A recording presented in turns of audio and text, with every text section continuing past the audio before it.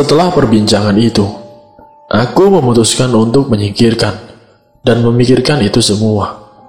Terasa sangat penuh di kepala. Tenangkan hatimu, Dewangga. Tenangkan hatimu. Aku pun dibuatnya terhenyak. Bisikan itu seolah sebuah pencerahan yang sangat berarti. Aku pun tiba-tiba seperti mendapatkan sebuah petunjuk atas apa yang mesti harus aku lakukan. Segera saja aku rebahkan tubuhku di atas pembaringan. Perlahan ku katupkan mataku dengan lembut sambil mengambil nafas dalam-dalam. Untuk beberapa lama, nafas tersebut aku simpan di dada. Sebelum akhirnya aku hembuskan, sembari membuang semua keinginan. Mengambil nafas, menahan beberapa saat dalam rongga dada, membuang bersama semua keinginan-keinginan. Demikian dan seterusnya secara berulang-ulang. Suasana rileks pun berangsur-angsur aku dapatkan. Ketegangan saraf-sarafku semakin kendor dan terus mengendor. Suasana hatiku terasa tenang sekali. Sebelum akhirnya, pintu keheningan terdengar berderit. Dan aku pun seolah begitu saja melenggang di lorong kesunyian yang sangat damai. Tetapi kemudian, secara serta-merta, aku pun dibuatnya tersentak oleh sebuah kekuatan yang dahsyat, menggoncang tubuhku, hingga membuatku seperti terpelanting secara tiba-tiba, dengan begitu ringannya. Sensasi berikutnya yang aku rasakan, tiba-tiba saja, diriku seperti terbang melambung ke angkasa. Saat itulah, kubuka mataku perlahan, dan aku dapati diriku benar-benar terbang di awang-awang. Aku benar-benar seperti seekor burung yang sedang melayang-layang. Saat aku melihat ke bawah, tiba-tiba terlihat sebuah cahaya yang terang benderang. Mataku pun dibuat tidak berkedip menatapnya. Perhatianku tersita sepenuhnya oleh cahaya tersebut. Cahaya itu seperti memiliki daya hipnotis yang sangat tinggi sekali. Tanpa sadar aku pun tertawa dalam pusarannya. Tubuhku lalu menukik ke bawah dengan sangat cepatnya. Karuan saja aku pun dibuat panik bukan main. Aku menggigil ketakutan. Hatiku sangat-sangat tercekam. Sekujur tubuhku mendadak bersimbah keringat dingin yang terlintas dalam pikiranku. Tubuhku pasti akan hancur berkemping setelah terhempas dengan kecepatan luncur setinggi ini. Aku benar-benar dibuatnya ngeri, sangat ngeri sekali. Tanpa tersadar, mataku mendadak terpejam rapat-rapat. Aku tidak ingin melihat kejadian tragis yang bakal terjadi padaku. Aku mencoba pasrah, sepasrah-pasrahnya. Dan beberapa detik kemudian, tiba-tiba tubuhku terasa terhempas dengan menimbulkan suara "brak" hingga membuat mataku terbuka. Kini kudapati diriku jatuh dari sebuah ketinggian dalam posisi terduduk. Sejauh mata memandang, hamparan gelap yang terlihat. Dan ketika kubuka mataku lebar-lebar, samar-samar terlihat pepohonan di sekitarku. Tetapi kemudian semuanya menjadi jelas terlihat. Bukan hanya pepohonan di sekitar, tetapi juga sekeping rembulan dan juga langit yang bertabur dengan bintang. Astaga, rupanya aku sedang berada di pekarangan seorang warga. Perlahan-lahan aku bangkit. Seekor kunang-kunang terbang melayang di depan mataku. Cahayanya berpendar, seolah memberikan ucapan selamat datang kepada aku. Sejenak kubiarkan tatapan mataku mengikuti kemana kunang-kunang itu terbang melayang. Kunang-kunang itu pun akhirnya lenyap dari pandanganku setelah terbang di balik rumpun pisang. Sebenarnya di mana diriku saat ini? Dalam hati aku bertanya, sebelum akhirnya dari kejauhan, tanpa sengaja terlihat sinar lampu penerangan. Aku pun beranjak dari tempatku, kemudian melenggang menuju tempat di mana sinar lampu penerangan itu berada. Aku berharap bisa mendapatkan sesuatu dari sana. Bergegaslah aku melangkah, hingga semakin dekat dan semakin mendekatinya. Tetapi kemudian langkahku terhenti seketika, dan bahkan aku bersembunyi di balik sebuah pohon mahoni ketika melihat beberapa orang yang ada di sekitar penerangan itu. Ya, rupanya lampu penerangan itu adalah sebuah pos kamling. Aku semakin yakin dengan di mana keberadaanku sekarang. Aku sudah berada di dunia nyata, sebuah wilayah di mana kalau di Kadipaten Segalangit disebutnya dengan dunia luar. Rupanya aku sudah tiba, dan saatnya mencari jalan pulang ke rumah untuk bertemu dengan ibuku dan juga kedua adikku. Kerinduanku untuk segera bertemu mereka mendadak menggeliat, hingga tanpa sadar aku keluar dari persembunyianku. "Selamat malam," sapaku kepada beberapa orang yang ada di pos kamling. Namun sapaanku tidak segera dijawab. Mereka seperti terpana melihat keberadaanku yang muncul di hadapannya begitu tiba-tiba. Astaga, dua orang di antaranya sepertinya sudah tidak asing lagi bagiku. Aku mengenalinya. Tetapi sebelum aku sempat bertanya kepada dua orang itu, seorang di antaranya mengejutkanku dengan pertanyaan yang tanpa basa-basi. "Bukankah kamu Dewangga?" Tidak salah dugaanku. Aku dan dia memang sudah saling kenal. Segera saja ku jabat erat-erat tangan lelaki itu, sembari aku berkata, "Iya, benar, aku Dewangga. Dan kamu bukannya Harmoyo?" Yang kusebut Harmoyo tersentak. Matanya menatapku dengan aneh, tetapi aku tidak begitu mengindahkannya.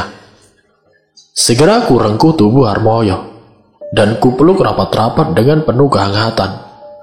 Harmoyo diam saja, tidak beraksi apapun, kecuali membiarkan diriku mengekspresikan rinduku setelah lama sekali tidak bertemu.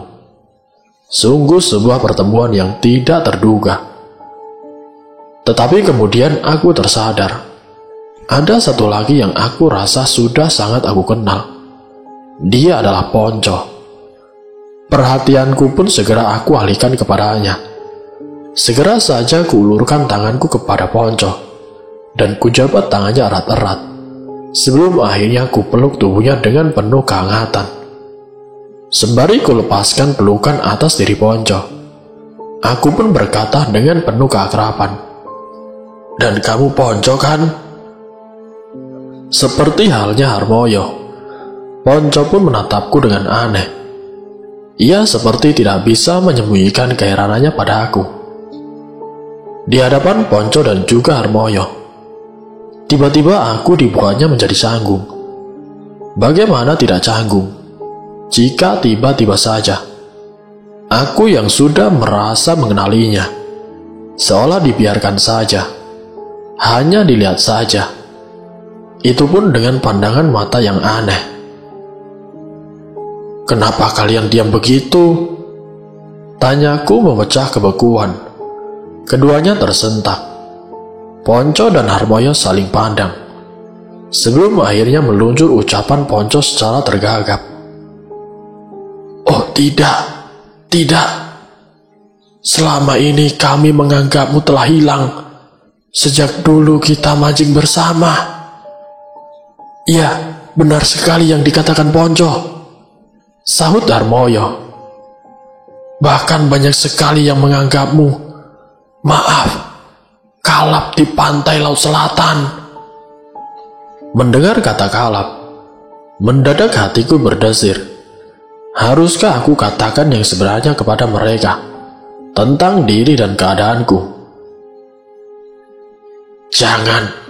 Jangan pernah katakan keadaan yang sebenarnya atas dirimu pada siapapun." Tiba-tiba seperti ada bisikan suara yang melarangku untuk mengatakan keadaanku yang sebenarnya. Dan aku pun entah kenapa tidak berani melanggarnya. Aku lebih memperhatikan suara bisikan itu. Dan karenanya aku mencoba untuk tidak mengatakan apapun kepada mereka tentang kehidupanku di Kadipaten Segalangit. Namun yang mengejutkan, dari obrolan Ponco dan juga Harmoyo itulah aku baru tahu kalau ternyata sudah hampir 7 tahun aku berada di dunia lain sebagai punggawa di Kadipaten Segalangit. Tidak terasa, ternyata sudah hampir 7 tahun di antara kita tidak bertemu, kataku kepada Harmoyo dan Ponco. Terus, selama itu, kamu ini sebenarnya di mana, Dewangga? Tanya Ponco penasaran. Aku mengembara, jawabku sekenanya. Ya, sekembara apapun kan ada tempat-tempat yang dikunjungi, tukas Harmoyo. Terus, kamu ini sudah kemana saja, Dewangga? Rupanya Harmoyo tidak puas dengan jawabanku, hingga ia kepo dan mencecarku dengan pertanyaan begitu. Kamu ini mau tahu urusan orang saja? Sergaku berusaha selengean. Jangan kepo begitu Bukannya begitu, Dewangga. Aku ini hanya penasaran saja. Bagaimana tidak penasaran jika tiba-tiba kamu ini hilang, tiba-tiba pula kamu muncul? Serga Harmoyo. Benar yang dikatakan Harmoyo itu, Dewangga. Tiba-tiba kamu menghilang, tiba-tiba kamu muncul. Kesannya misterius. Timpal Ponco membuatku sedikit merasa tersudut. Sudahlah, sudah. Yang penting sekarang sudah bersama kalian lagi kan? Soal aku kemana saja selama dalam pengembaraanku, ceritanya sangat panjang. Nanti-nanti kalian akan tahu sendiri. Sekarang ini aku ingin sekali bisa cepat-cepat ketemu ibuku dan kedua adikku, kataku berusaha memungkasi pembicaraan. Tetapi keinginanku untuk segera pulang ke rumah tinggal keinginan. Sebab tanpa kuduga-duga mereka menahanku. Aku dimintanya menunggu barang sebentar untuk dibelikan nasi goreng dan juga segelas kopi. Rupanya Harmoyo dan Ponco masih ingat makanan kesukaanku. Perhatian keduanya membuatku tidak sampai hati untuk mengecewakannya. Terpaksa aku pun bertahan sambil menunggu dua orang yang diminta tolong Harmoyo untuk membeli makanan dan juga minuman. Sementara menunggu kepulangan dua orang dari warung yang terletak di ujung jalan, obrolan pun berlanjut. Dari Harmoyo dan Ponco aku menjadi tahu kalau saat ini warga sedang risau. Hampir setiap hari berbagai media cetak di elektronika melansir berita seputar perkembangan keadaan Gunung Kelut yang kini sedang kritis. Aku tidak bisa membayangkan jika tiba-tiba terjadi letusan pada gunung api tercebol di Pulau Jawa itu. Pasti akan sangat dahsyat.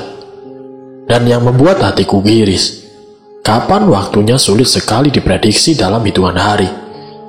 Pikiranku lebih fokus kepada ibuku dan kedua adikku.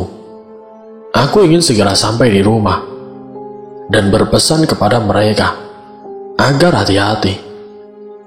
Aku pun diam-diam berharap agar dua orang yang sedang membeli makanan dan juga minuman cepat-cepat segera pulang. Dan tidak lama kemudian, akhirnya muncul juga dua orang itu. Salah seorang di antaranya menenteng sebuah tas kresek besar berisi makanan dan juga minuman. Ada 5 bungkus nasi goreng yang masih hangat dan 5 bungkus kopi hitam. Begitu disuguhkan dan dipersilahkan, tanpa sungkan-sungkan, langsung aku nikmati dengan sangat lahap. Akulah yang habis lebih dulu menyantap bungkus nasi goreng itu di antara keempat lainnya. Mereka seperti aneh melihat caraku memakan nasi goreng itu. Mungkin karena tidak seperti yang mereka lakukan. Harus ditiup lebih dulu agar berkurang panasnya ketika hendak disuapkan ke mulut. Namun aku langsung saja tanpa harus ditiup sebagaimana yang mereka lakukan. Saat aku minum kopi yang dibungkus plastik, mereka pun secara serempak langsung menghentikan makannya. Semuanya menatapku dengan heran, dengan nyaris tidak berkedip. Sebab kopi dalam bungkusan kantong plastik itu langsung aku tuangkan ke mulutku begitu karet pengikat bungkusnya terlepas. Aneh, celetuk Harmoyo tiba-tiba. Apanya yang aneh? Tanyaku penasaran. Kopi ini masih sangat panas, tapi kamu minumnya begitu saja, langsung habis lagi. Sela Ponco tanpa bisa menyembunyikan keheranannya. Apakah lidahmu tidak kepanasan? Tanyanya kemudian, dengan tatapan mata seperti menyelidik. Astaga, aku sudah tidak kontrol. Mestinya hal ini tidak boleh terjadi, karena hanya akan membangkitkan kecurigaan orang-orang atas keadaanku yang sebenarnya. Gumamku dalam hati, dengan penuh penyesalan. Aku sempat dibuatnya panik atas pertanyaan tersebut. Untung saja aku segera tahu apa yang harus aku lakukan untuk menghalau kecurigaan mereka. Siapa bilang tidak panas? Kataku seraya bersandiwara dengan menjulur-julurkan lidahku sambil mendesis-desis seperti lazimnya orang kepanasan. Mungkin mereka melihatku lucu sekali, hingga tawa mereka pun pecah seketika. Aku pun merasa lega, karena sudah berhasil mengelabui mereka. Inilah akibatnya, kalau tidak sabar ingin segera ketemu keluarganya. Kataku untuk lebih meyakinkan mereka, bahwa aku masih seperti mereka. Keadaanku masih seperti mereka. Setelah menjadi warga di luar dunia mereka pun rupanya semakin percaya bahwa sebenarnya aku pun kepanasan dengan jamuan yang mereka suguhkan. Namun besarnya rinduku kepada keluarga, ketidaksabaranku untuk segera bertemu dengan ibuku dan juga kedua adikku, mampu mengalahkan segala-galanya. Yang lebih membuatku lega lagi, Ponco pun akhirnya meninggalkan makanannya yang masih separuh lebih itu, karena merasa iba kepadaku dan ingin segera mengantarku pulang ke rumah. Baiklah Dewangga, aku akan antarkan kamu pulang ke rumahmu sekarang, kata Ponco tiba-tiba, seraya ngeloyor ke tempat di mana sepeda motornya terparkir. Aku pun mengikutinya dan langsung meloncat naik ke boncengan setelah mesin sepeda motor itu dihidupkan. Sepeda motor pun melesat di jalanan, membelah malam yang telah sepi. Sepanjang perjalanan, nyaris tidak ada pembicaraan di antara kami. Rasanya tidak sabar aku untuk segera sampai di rumah, bertemu dengan ibu, juga dengan kedua adikku. Wajah mereka, orang-orang yang tercinta, terus membayang di pelupuk angan dan lamunan. Singkat ceritanya, setelah hampir 20 menit melaju di jalanan, tiba-tiba Ponco menghentikan sepeda motornya. Aku kaget bukan main. Lamunanku mendadak buyar. Mengapa berhenti, Ponco? Ada apa? Tanyaku secara spontan. Ini sudah sampai Dewangga, jawab Ponco memberitahuku. Oh, rupanya sudah sampai, kataku yang baru menyadari kalau ternyata perjalananku pulang sudah sampai. Ponco menatapku keheranan. Senyumnya terkembang. Aku dibuatnya malu sendiri. Sungguh aku tidak mengira kalau perjalananku pulang ke rumah sudah sampai. Aku mengira Ponco sengaja menghentikan sepeda motornya hanya karena sesuatu hal yang lain. Menyadari semua itu, segera saja aku meloncat turun dari sadel sepeda motor, sambil tidak lupa mengucapkan terima kasih pada Ponco. Ponco pun aku tawari untuk mampir ke rumah bareng sebentar, tetapi ia menolaknya. dan langsung pamit balik ke pos kamling. Aku pun tidak bisa mencegahnya. Terima kasih Dewangga, terima kasih. Biar lain waktu saja aku main kesininya. Demikian cara Ponco menolaknya, sebelum akhirnya melesat di jalan kembali ke pos kamling. Sejenak aku hanya berdiri termangu di mulut pintu pagar rumah. Rumahku sendiri berada jauh ke dalam dari pagar rumah. Dari pintu pagar rumah tempatku berdiri, jaraknya sekitar 100 meteran. Karenanya aku masih harus jalan kaki, melintasi halaman rumah yang lumayan luas. Pintu rumahku terlihat dalam keadaan tertutup dan sepi sekali. Setelah beberapa lama berdiri termangu, dengan pikiran yang tidak menentu, akhirnya aku pun mengayuhkan langkahku. Tanpa basa-basi, setelah sampai di depan pintu, ku ketuk daun pintu rumah dengan sewajarnya. Rupanya masih ada yang terjaga. Setelah ku ketuk beberapa kali, tiba-tiba terdengar suara langkah kaki diseret. Hatiku berdebar-debar. Langkah kaki siapa?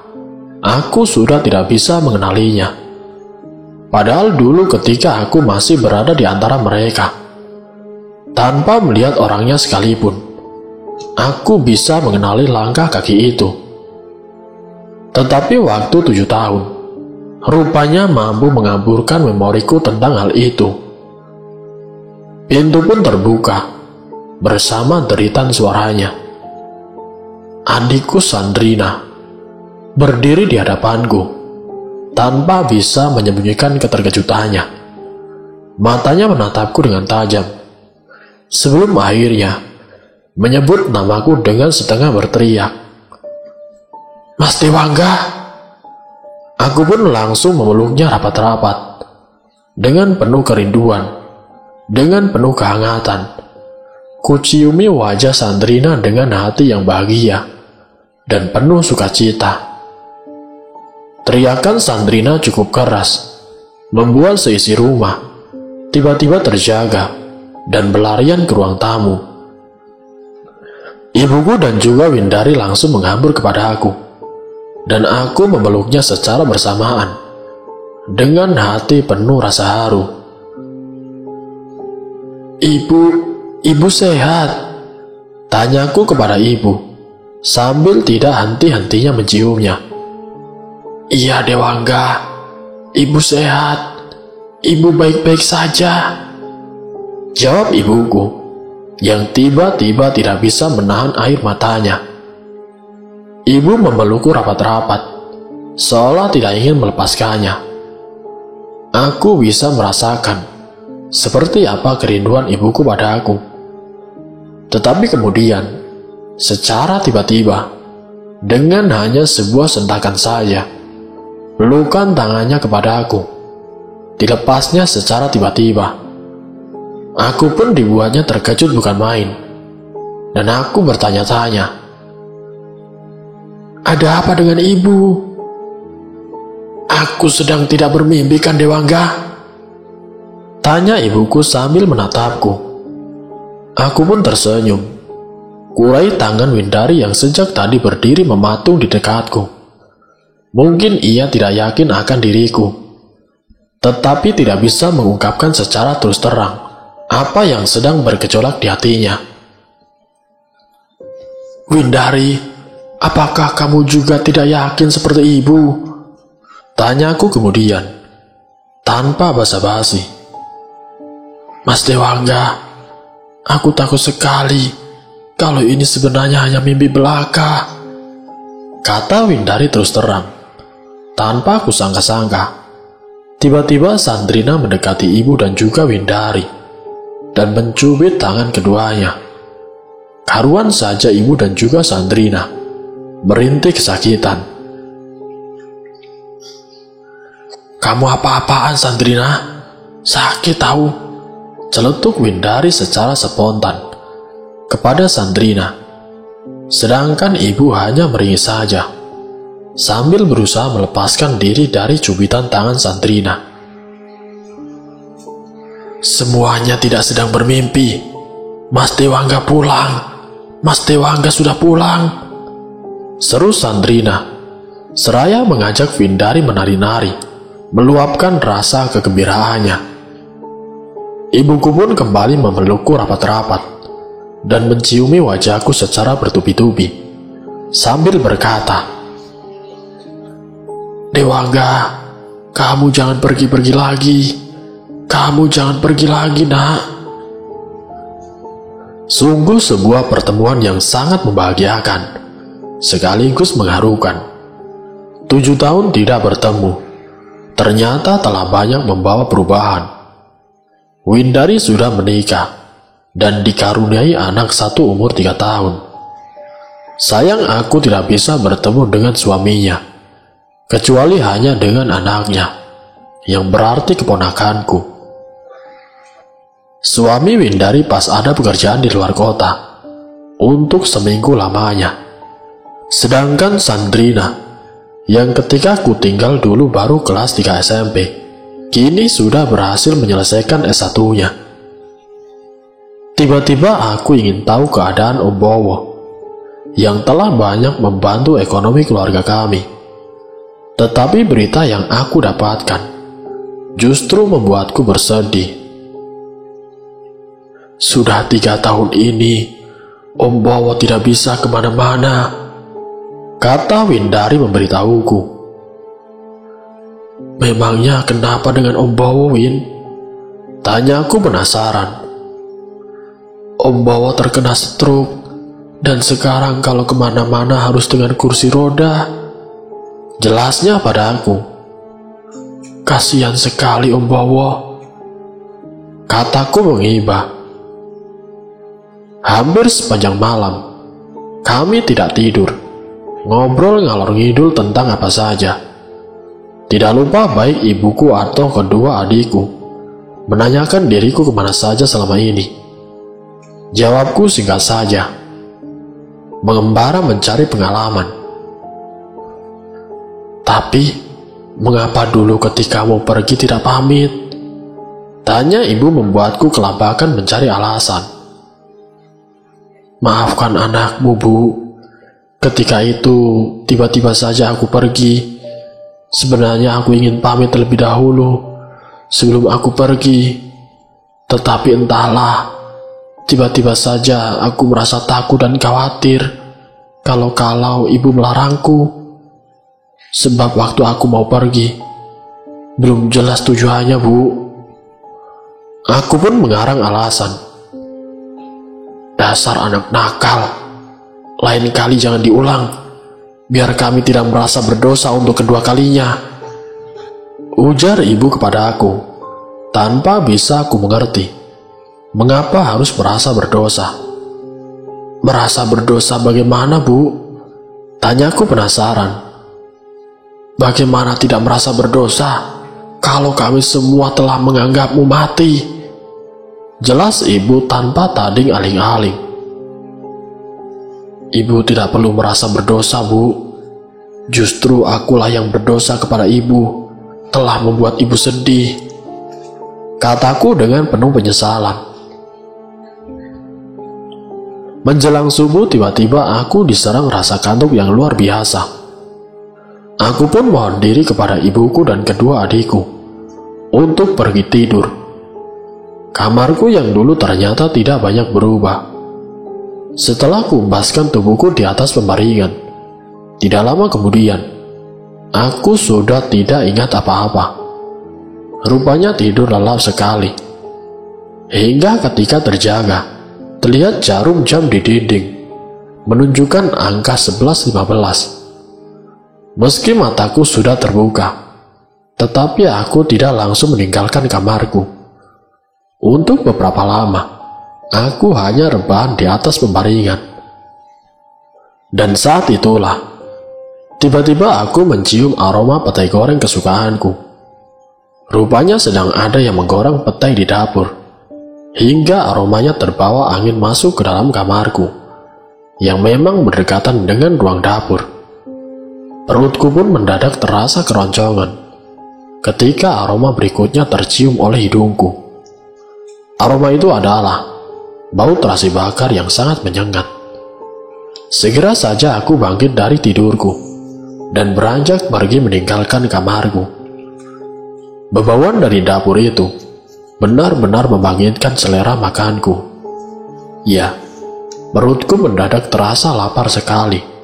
Dan karena aku bergegas gelayar ke dapur, di dapur kudapati ibuku dan juga Sandrina sedang sibuk membuatkan masakan khusus kesukaanku.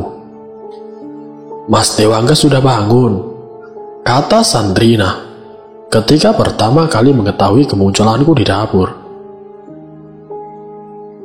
"Iya," jawabku sambil tersenyum dan langsung menjemput beberapa biji petai yang tersaji pada sebuah piring beling. Di dekat sepiring penuh petai goreng itu, terdapat cobek batu yang berisi sambal tomat segar. Bukan hanya itu saja, tetapi juga ada tempe goreng, kenikir dan pepes ikan tongkol. Yang jelas itu semua merupakan makanan kesukaanku. Aku pun langsung mengambil sepiring nasi, tanpa harus gosok gigi terlebih dahulu. Melihat kelakuanku, ibu dan Sandrina tertawa terpingkal. Begitupun dengan Windari, yang muncul belakangan dengan anak lelakinya, yang baru berumur 3 tahun itu. Anak Windari masih asing denganku, hingga tampak takut untuk berdekatan denganku. "Badra, kalau sudah besar, nanti jangan niru Pak Pumu ya," pesan Windari kepada anaknya dengan nada berkelekar dan setengah meledekku. Tetapi aku tidak memperdulikan ledekan segar kedua adikku, kecuali terus menikmati makananku. Ibuku terlihat terus terkembang senyumnya. Begitupun juga dengan wajahnya yang sudah mulai berkeriput, terlihat berseri-seri. Kami semua memang sedang berbahagia setelah 7 tahun tidak bersua.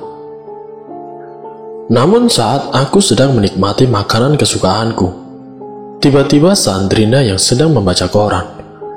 Kemudian ia menceletuk, "Bu, kita nanti akan mengungsi kemana, Bu, kalau gunungnya meletus?" Mendengar ucapan Sandrina, suapanku ke mulut terhenti seketika. "Astaga, hampir saja aku lupa," gumamku dalam hati. "Bukankah misi kepulanganku ini sebenarnya hanya untuk menyampaikan kabar akan ada hajatan?" Wajah Ayu mendadak berkelebat di pelupuk mataku. Sebentar lagi aku akan bersanding di pelaminan dengannya. Andai saja ibuku tahu akan hal ini, tentu ia akan sangat bahagia. Tetapi rasanya tidak mungkin aku memberitahukan hal ini kepada ibuku. Bukankah perkawinanku dengan perempuan yang sangat aku cintai itu hanya terjadi di dunia tidak kasat mata? Kesadaranku semakin segar atas misi itu. Aku seperti dituntut untuk segera menyampaikannya. Namun rupanya tidak semudah membalik telapak tangan untuk memulainya.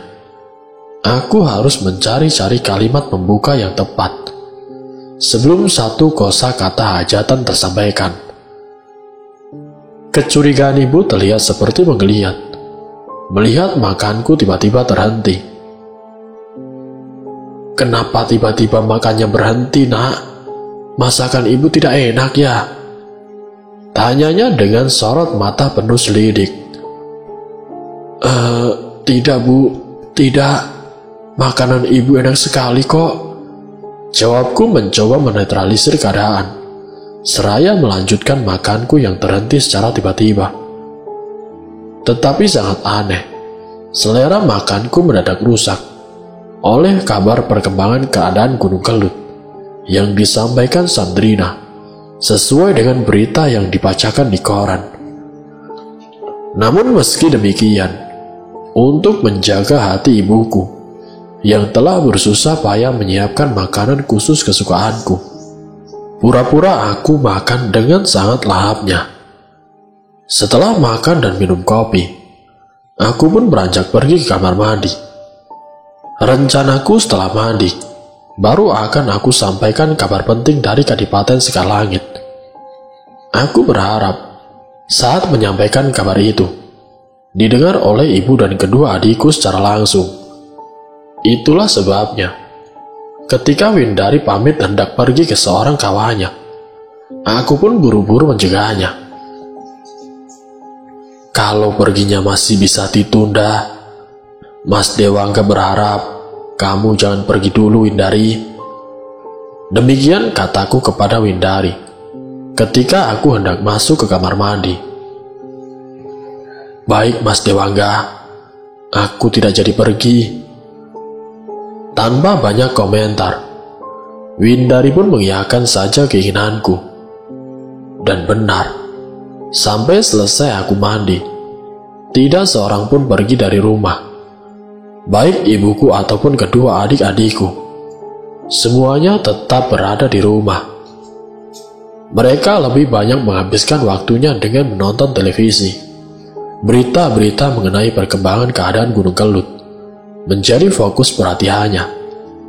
Antusias sekali mereka mengikutinya. Malam mulai mengepakkan sayapnya, tetapi kabar tentang hajatan belum juga aku sampaikan. Aku masih merasa kesulitan untuk mengawali mengatakannya. Yang aku khawatirkan, jika mereka sampai curiga, lalu mencecarku dengan pertanyaan-pertanyaan terkait dengan keadaanku yang sebenarnya. Bagaimanapun, baik ibu ataupun kedua adikku, tidak boleh ada yang tahu kalau sebenarnya aku bukan lagi Dewangga yang dulu. Keadaanku sudah tidak seperti dulu-dulu lagi. Mengapa kamu kelihatan gelisah sekali, Dewangga? Tanya ibuku yang tiba-tiba muncul di hadapanku. Aku tersentak kaget dibuatnya. Benarkah ibuku tahu apa yang sedang aku pikirkan? Batinku bertanya-tanya. Ibu menatapku dengan tajam. Sorot matanya penuh selidik. Tiba-tiba saja, aku menjadi serba salah tingkah. Untuk beberapa lama, tidak sepatah kata pun keluar dari mulutku. Ibu pun seperti semakin curiga denganku. Hingga muncul sebuah pertanyaan yang membuatku merasa kian kelabakan. Mengapa diam? Tidak apa-apa, Bu. Tidak apa-apa kok. Kataku berkilah.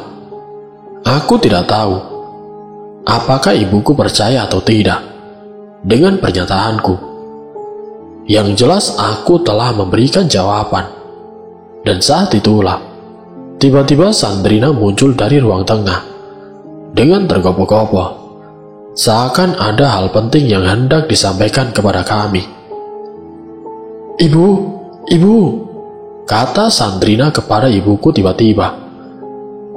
Tanpa menunggu reaksi ibuku lebih lanjut, Sandrina melanjutkan kalimatnya. Bu, aku barusan dapat SMS dari Indri, Bu. Katanya Sayuti sudah pulang. Mendengar ucapan Sandrina, ibu tersentak. Bersamaan dengan itu, meluncur pertanyaannya dengan ekspresi serius. Benarkah itu, Nak? Iya, Bu. Begitulah menurut kawanku. Dia dapat kabar itu dari pamannya yang memang bertetangga. Jelas Sandrina. Kalau memang itu benar, berarti tidak akan lama lagi Kelut bakalan meletus. Tukas ibuku serius. Nah, saat itulah aku seperti mendapat peluang untuk mengatakan pesan penting yang harus segera aku katakan kepada keluargaku sendiri. Tanpa ragu-ragu lagi, akhirnya aku mengatakan kepada ibuku dan juga Sandrina, akan ada hajatan, semua harus hati-hati. Meski tanpa ada Windari pada saat itu, aku menyampaikan pesan penting itu. Namun sudah cukup membuat hatiku menjadi lega. sekalipun tidak ada Windari. Tetapi aku yakin, ibu dan Sandrina akan mengatakan pesanku kepadanya, entah bagaimana caranya. Setelah aku menyampaikan pesanku dari tempatku duduk, tiba-tiba aku melihat seberkas cahaya yang jatuh di halaman rumah. Aku pun segera beranjak dari tempat dudukku dan segera melangkah keluar. Saat sudah berada di teras, cahaya itu berubah menjadi sosok Patijolang. Hampir saja aku terpakik menyebut namanya, kalau saja Patijolang tidak segera memberiku isyarat agar aku diam. Isyarat itu dilakukannya dengan cara menempelkan telunjuk tangannya di bibirnya. Dengan bahasa isyarat itu juga, ia memintaku agar segera balik ke Kadipaten Sekarlangit. Setelah itu ia pun langsung berkelebat menghilang dari pandanganku. Tidak seorang pun mengetahui apa yang telah terjadi pada diriku, hingga ketika kembali masuk ke dalam rumah. Baik ibuku ataupun adikku Sandrina tidak bertanya apa-apa. Ketika aku balik ke dalam rumah, Windari yang sejak tadi sibuk dengan anaknya sudah berada di antara ibuku dan juga Sandrina. "Ibu," kataku kepada ibuku. "Ibu, tampaknya aku harus pergi malam ini juga, Bu," ujarku kepada ibuku dengan sangat hati-hati. Mendengar perkataanku, karuan saja ibuku terkejut bukan main. Begitu juga dengan Windari dan juga Sandrina. Mereka bertiga saling pandang satu sama lain, sebelum akhirnya menatapku semua dengan penuh tanda tanya. "Pergi? Malam ini juga harus pergi?" tanya ibuku tanpa bisa menyembunyikan kebingungannya. "Oh alah, Dewangga, kamu ini bagaimana sih? Baru kemarin malam datang, sekarang sudah harus pergi lagi. Apakah tidak bisa ditunda, Nak? Ingat Dewangga, 7 tahun kamu menghilang, sekarang tiba-tiba harus pergi." Ibuku terlihat kecewa sekali. Aku pun sebenarnya tidak sampai hati memberitahukan perihal kepergianku. Tetapi rasanya, aku juga tidak mungkin untuk pergi begitu saja. Bagaimanapun, aku harus berpamitan padanya. Sama seperti halnya ketika 7 tahun silam, aku hendak mancing di kawasan Pasetran Gondomayit bersama Harmoyo dan Ponco. Tetapi kali ini, setelah keadaanku bukan lagi sebagai Dewangga yang dulu, aku tidak mungkin mengatakan kepada ibuku hendak pergi kemana. Ketika aku berharap tidak seorang pun menanyakan kepergianku, justru tiba-tiba ibuku menanyakan, "Terus kamu mau pergi kemana, Dewangga?" Bukan hanya ibuku saja yang menanyakan tujuan kepergianku, tetapi juga Sandrina dan Windari. Keduanya dengan penuh rasa ingin tahu, menanyakan tempat yang hendak aku tuju. "Nanti saja, setelah aku sampai ke tempat tujuanku, akan aku kasih tahu," kataku atas pertanyaan-pertanyaan yang tidak mungkin aku jawab secara terang-terangan. "Tapi ini sudah malam, Mas Dewangga. Besok saja perginya." Sandrina mencoba menahanku. "Iya, Mas Dewangga. Lagian mau naik apa?"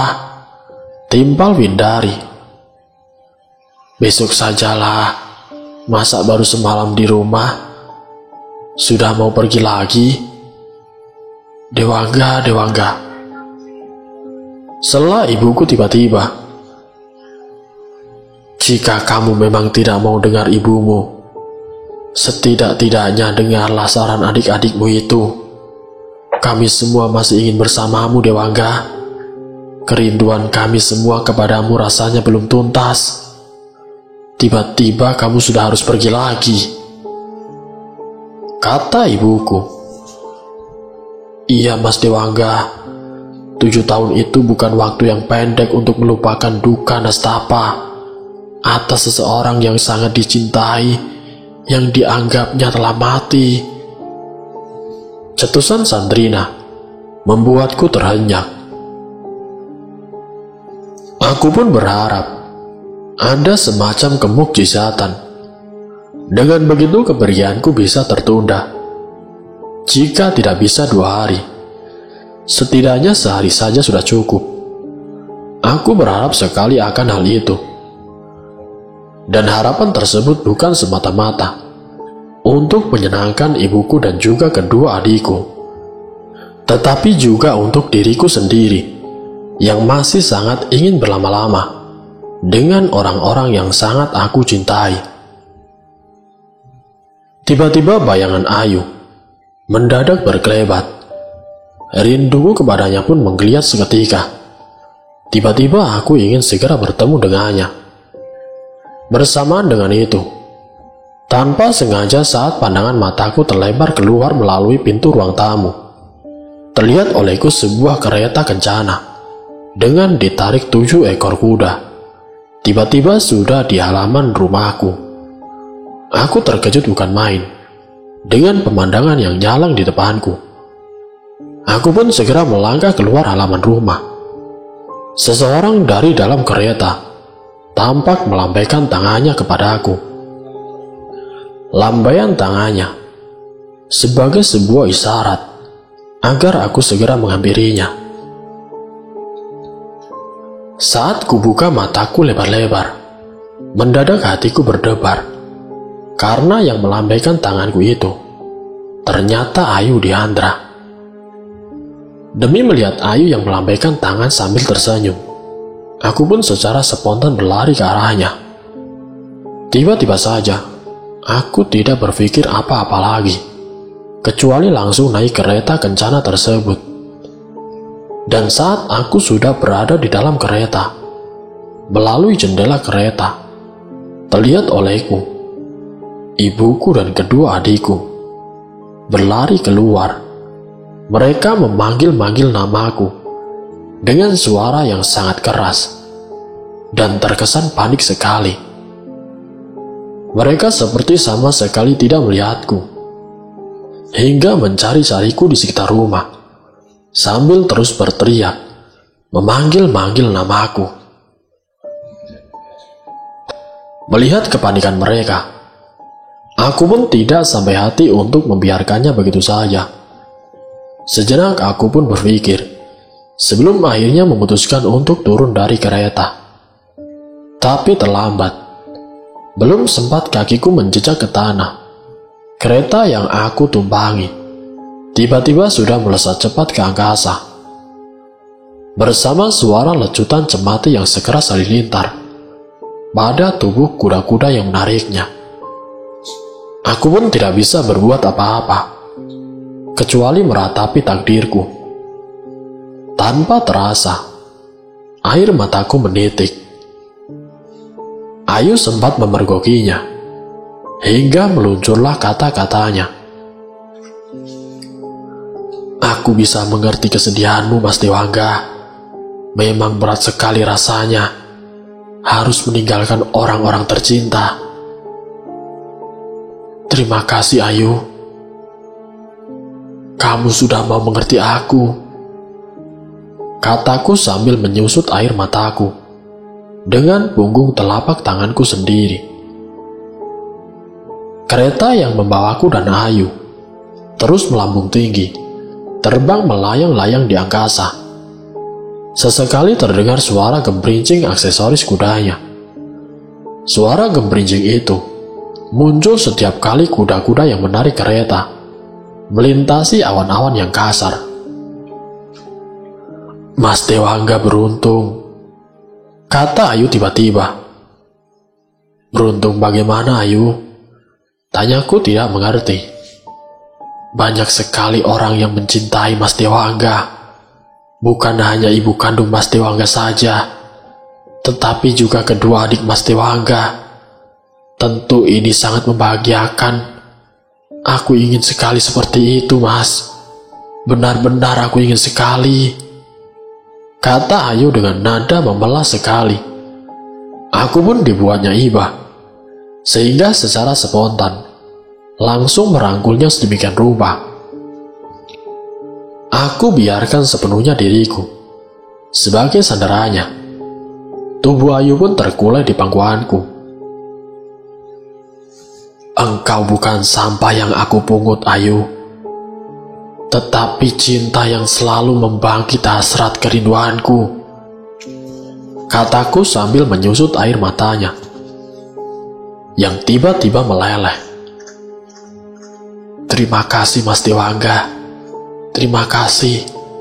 Aku bahagia sekali mendengarnya, kata Ayu di sela-sela tangisannya. Krak! Namun tiba-tiba tubuhku serasa sedikit terguncang. Begitupun dengan Ayu. Ayu pun sampai mengangkat tubuhnya yang semula terkulai di pangkuanku. Kami saling pandang setelah kembali dalam posisi duduk berdamping seperti semula. Tapi kemudian tiba-tiba pintu kereta ada yang membuka dari luar. Rupanya perjalanan telah sampai di Kadipaten Segalangit. Aku dan Ayu segera turun dari kereta. Kami turun tepat di pintu gerbang Gapura Komplek Kadipaten. Kedatanganku bersama Ayu rupanya sudah ditunggu. Kesan itu terlihat sekali dari sambutan 4 prajurit yang berada di pintu gerbang Gapura. Mereka pun berbagi tugas. 2 memberikan pengawalan kepada aku, dan 2 lainnya kepada Ayu. Kalian sudah ditunggu-tunggu, kata salah seorang prajurit sambil mengarahkan telunjuk tangannya ke arah pendapa Kadipaten Segalangit yang terlihat olehku secara sekilas tidak seperti biasanya. Hiasan janur umbul-umbul dan penjor-penjor terlihat di sana-sini. Suasana di dalam pendapa terkesan ramai sekali. Aku dan Ayu akhirnya diiring masuk ke dalam komplek pendapa Kadipaten Segalangit. Tetapi kemudian mereka berbagi tugas. Setelah aku dan Ayu harus berpisah, 2 mengawal Ayu untuk menuju komplek Kaputren. 2 lainnya mengawal aku untuk dibawa ke barak kesatrian. Kedatanganku di barak kesatrian rupanya sudah ditunggu-tunggu. Beberapa wanita usia setengah baya tergopoh-gopoh menyambut kedatanganku. Mereka ini rupanya terdiri dari para perias yang sudah siap mendandaniku. Dugaanku tidak meleset, karena setelah bersama mereka, aku pun didandani dan dirias sedemikian rupa sebagai seorang calon mempelai laki-laki yang akan bersanding di pelaminan. Prosesnya sedemikian cepat. Setelah selesai merias dan juga mendandaniku, beberapa prajurit membawaku melangkah ke ruangan pendapa Kadipaten Segalangit. Sesampainya di ruangan pendapa, mataku langsung tertuju pada sebuah kursi pelaminan yang sangat mewah sekali, yang sebelumnya tidak pernah aku lihat. Pelaminan itu berada di depan para tamu undangan, yang sebagian di antara mereka masih terlihat asing di mata aku. Setidaknya selama aku menjadi punggawa di Kadipaten Segalangit, aku belum pernah melihat wajahnya sekalipun. Para undangan yang masih asing di mataku ini terdiri dari laki-laki dan juga perempuan. Melihat busana masing-masing yang dikenakan mengesankan kalau bukan sembarangan undangan. Sebagian di antara mereka berbusana layaknya seorang adipati.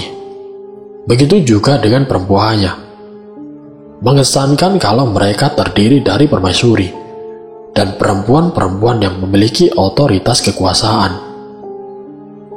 Hampir semua mata para undangan tertuju pada aku. Meskipun begitu, aku belum diperkenankan untuk duduk di pelaminan itu. Aku hanya berdiri saja di salah satu sudut ruangan pendapa sambil menunggu munculnya si Ayu. Dan tidak lama kemudian, Ayu pun muncul dengan dandanan sebagai seorang mempelai wanita.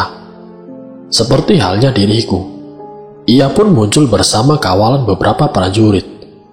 Mataku nyaris tidak berkedip melihat keelokan wajah Ayu dalam riasan seperti itu. Aku hampir saja tidak mengenalinya. Kalau saja Ayu bukan menjadi bagian dari diriku. Kecantikan Ayu benar-benar mempesona.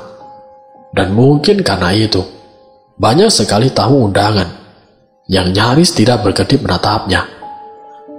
Cara pandang mereka kepada Ayu diam-diam membuat kecemburuanku menggeliat. Setelah aku dan Ayu siap di tempat masing-masing, tidak lama kemudian muncullah Kanjeng Adipati Suryo dengan pengawalan beberapa prajurit bersenjata tombak terhunus. Melihat kemunculannya, sejumlah undangan langsung berdiri sambil menangkupkan tangannya sebagai tanda penghormatan. Kanjeng Adipati Suryo memberikan balasan penghormatan itu dengan sikap serupa, menangkupkan tangannya ke dada sambil mendudukkan kepalanya. Setelah Kanjeng Adipati Suryo menempati kursi singgasananya, beberapa saat berselang, keluarlah seorang lelaki berpakaian ala pendeta. Ia membalut tubuhnya sedemikian rupa dengan kain putih tanpa jahitan. Setelah lelaki itu berada di dekat kursi pelaminan, aku dan Ayu diisyaratkan untuk mendekatinya.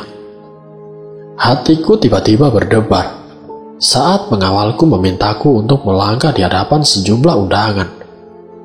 Yang aku pikirkan adalah para pembesar yang merupakan entitas gaib dari berbagai penjuru. Ayu juga mulai melangkah di hadapan para pembesar itu. Kami pun akhirnya berada di hadapan pendeta yang akan memberikan pemberkatan. Sebelum akhirnya dibimbing bersanding di kursi pelaminan sebagai mempelai. Serangkaian prosesi perkawinan yang terjadi ternyata tidak jauh berbeda dengan yang pernah aku lihat di dunia nyata. Saat prosesi sungkeman, di mana Kanjeng Adipati Suryo sebagai presentasi orang tua, tiba-tiba ingatanku melayang kepada almarhum ayahku. Bayangan wajah ayah mendadak seperti berkelebat di pelupuk mataku. Dan tiba-tiba saja, aku mencemaskan mereka.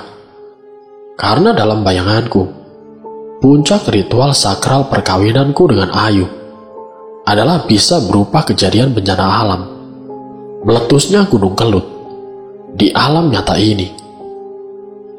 Namun rupanya Kanjeng Adipati Suryo mengetahui isi hatiku. Hingga ia pun berbisik padaku saat wajahku masih tenggelam dalam pangkuannya. Dewangga, tenangkan hatimu. Tidak akan pernah terjadi apa-apa pada keluargamu. Alam cukup bisa mengerti untuk mereka yang bersedia memberikan ruang hingga selesai hajatnya. Entah kenapa, mendengar ucapan Kanjeng Adipati Suryo yang disampaikan secara bisik-bisik di telingaku membuat kegelisahan hatiku mendadak menjadi reda. Aku pun menikmati pesta perkawinanku dengan hati yang bahagia dan juga berbunga-bunga. Sementara di dunia luar sana terjadi bencana alam, letusan Gunung Kelut yang dahsyat. Semoga dari kisah ini kita dapat mengambil hikmah dan juga pelajarannya. Wassalamualaikum warahmatullahi wabarakatuh.